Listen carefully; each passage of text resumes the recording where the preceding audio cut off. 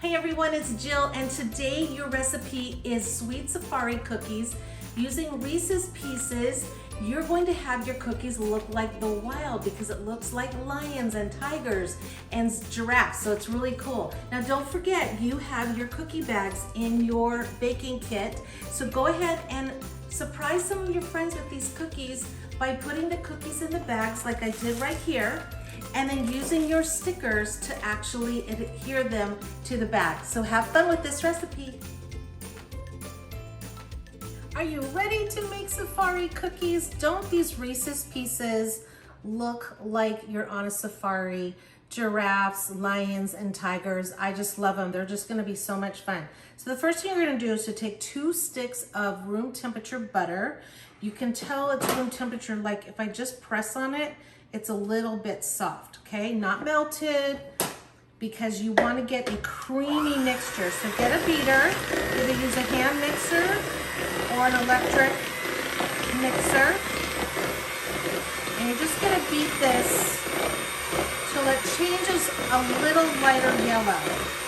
Let's put some air into the butter. That off.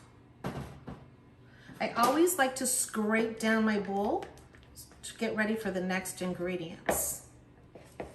Okay, now we're gonna add the sugar. The sugar we're adding is 1 cup of packed brown sugar. Packed means you put the sugar in and you pack it down just like you were going to build a sandcastle. And just dump that in.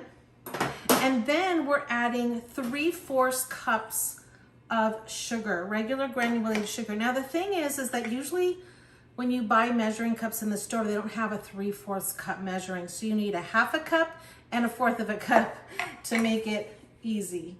So you're going to sprinkle on the 1/2 of a cup and 1 cup. If you don't want all this sugar, you can add 3/4 of a cup of either maple syrup or honey. And now we're going to mix this again.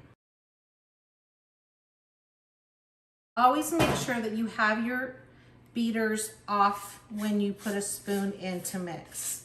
I learned that the hard way. Do not want to do that again. Okay, now we're going to add our 1 egg. I'm going to crack it on the side, not on the side of the bowl. Go ahead and throw the shell away. Go ahead and dab your hands. Mix that again. So it's all mixed, because you want to have the egg mixed before you add in the vanilla. Go. This is a really fast recipe, and I can bet you it's gonna be really fast that people are gonna eat these too. So we're gonna add 2 teaspoons of vanilla extract. It really is important to use pure vanilla extract. The imitation kind just does not cut it. Mixed really, really well. I'm gonna scrape the bowl down again. And now this is a way that you can do no 2 bowls. You don't want 2 bowls, more mess to clean up. So we're going to put the flour and the baking soda on top of each other, mix it together on top, then mix it all in. And this calls for 2.5 cups of flour. I don't think that got dirty. No, it did not. So we're gonna do 1 cup of flour, then 2 cups,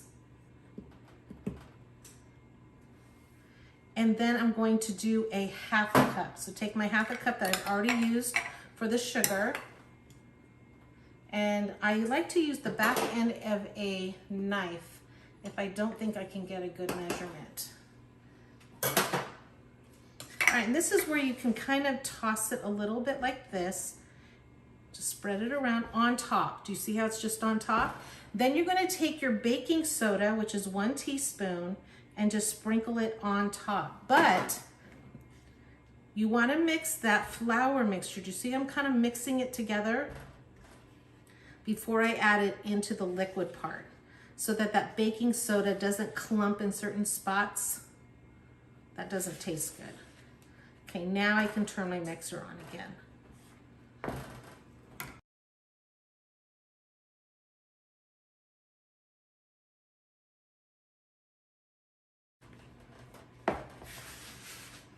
Okay, I'm just digging down, making sure that all that flour that's at the bottom of the bowl gets mixed in. Likes to hide under all that. Okay, now is the fun part. So you take your bag of Reese's Pieces and dump it in here. Pretty amazing. You do not want to turn your beater on anymore. You're done with your beater because we do not want these little pieces to be broken up. I'm just going to mix that really in. If you need to, you can use your hands. You want to turn your oven on to 350 degrees. Make sure it's going into a preheated oven. Go wash my hands, and when I come back, we're going to put these on a cookie sheet. All right, now's the fun part, to scoop them out. About the size of 1.5 inches little balls. You want to put anywhere from 12 to 15 cookies on here. They bake pretty quick, so you'll be able to, if you have extra cookie sheets, then go ahead and add them all right now. But if you only have 1 cookie sheet, then they'll bake and then you can add again.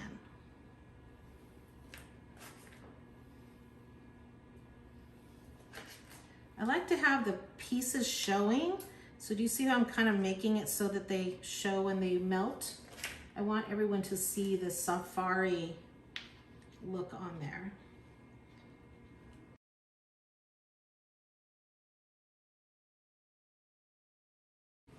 So now that all your cookies are done, you can put them in your safari cookie bags. Just open them up.